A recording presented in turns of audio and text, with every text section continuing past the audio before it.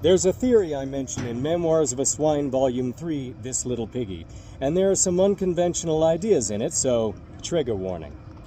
Since it's a book about a chef who caters swing parties, it has to do with the effects of certain foods on, sex. Even though sex is a very important part of life, it's widely considered a taboo topic of discussion. It is for that reason I begin with this preamble. Okay, inappropriate discussion begins now. Sure, there are plenty of people out there with real food allergies, some of them deadly, but now there's close to 18 million people in the U.S. claiming gluten intolerance, and some of us are calling bullshit. Because honestly, bread and milk have been dietary staples for thousands of years, and here we are at the top of the food chain, but all of a sudden we can't eat it? Out of the blue, everybody has a problem with gluten and lactose? I say there's a good chance they're all fine with gluten, they're just reacting to the glyphosate used to desiccate wheat where they come from. Google the lawsuit that Monsanto just lost, and it looks like they made up gluten intolerance to cover up their guilt in mass poisoning. Something fishy is also going on with the milk.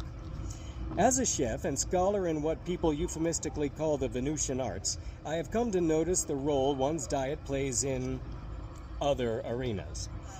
Okay, no beating around the bush. Every food ingested affects the taste of your sweet nectar. Salty food makes ejaculations, both male and female, especially salty. A lot of garlic makes you downright nasty, and the reason for this is the same reason garlic is so good for you. The sulfides in it that lower your risk of various cancers and improve your overall health and ward off vampires. Those same sulfides make your breath horrible for days after eating it, and even if someone can get past the ordeal of kissing you, they won't spend a lot of time kissing other parts of you. Unless... if you find yourself in a situation where you're eating food with garlic and it suddenly becomes apparent that you might score in the next few hours, there are things you can do that will counteract the sulfides that might stop your tryst in its tracks. If you have an apple handy, have it for dessert. The polyphenols in apples, which are compounds that act like antioxidants, break down the garlic smelly sulfur compounds. If you're the cook and you're hoping the meal will lead to subsequent gnocchi, you can incorporate apples into the recipe. Garlic applesauces go very well with pork or chicken. Spinach, basil, and parsley are also rich in polyphenols and get along famously with garlic. They should be part of the recipe and will work to break down the sulfides without robbing you of their goodness. Now, I have no experience in the tasting of semen, so I can only report that some say it smells like a melange of newly cut grass and alfalfa sprouts and usually has a slightly bitter, salty taste. That can't be pleasant. Combining that with red meat makes it saltier. A common aphrodisiac, alcohol, makes it acidic and bitter, so the catch-22 there is that what makes scoring happen more often keeps the best parts of it from happening more frequently. What you need to do is either spice yourself up by ingesting more cardamom or cinnamon every day, or sweeten yourself by consuming fruits like strawberries that are high in fructose to up the sugar level.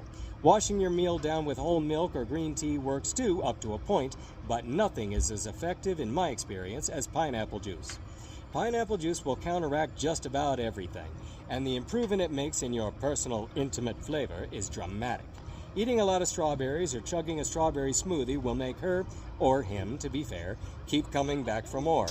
The problem with these beverages is they don't necessarily combine well with the flavors of the meals, so enter the theory. The people who commonly eat seafood or dishes with lots of garlic, vinegar, etc., and have for centuries, namely the French, Italians, and Greeks, were not just the pioneers of great food and wine, but also lovemaking.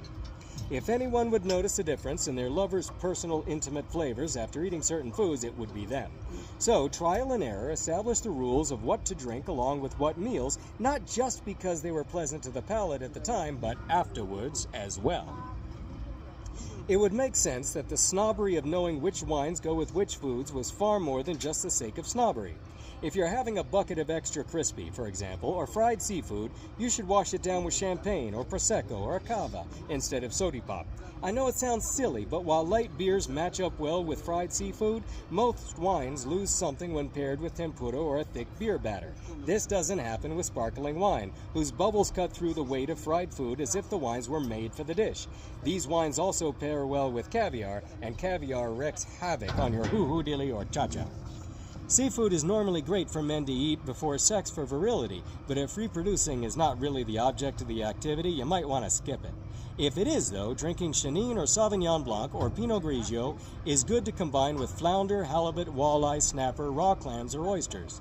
They can also cut through the natural fat in some fish, like striped bass and catfish, or lobster, shrimp, and mussels.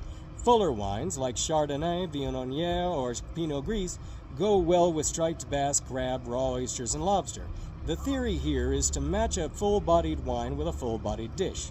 If you have a broth-based soup, such as she crab soup, Chardonnay works wonderfully. If you have a fish that's a little oilier, like a bluefish or mackerel, try Pinot Gris, Viognier, or an Italian Griot. For steak, Malbec is at the top of my list, with Sangiovese in close second, but you should really eat a bunch of strawberries as an appetizer if you plan on changing the music later. There's a lot more to this, but I gotta get to work. If you'll excuse me.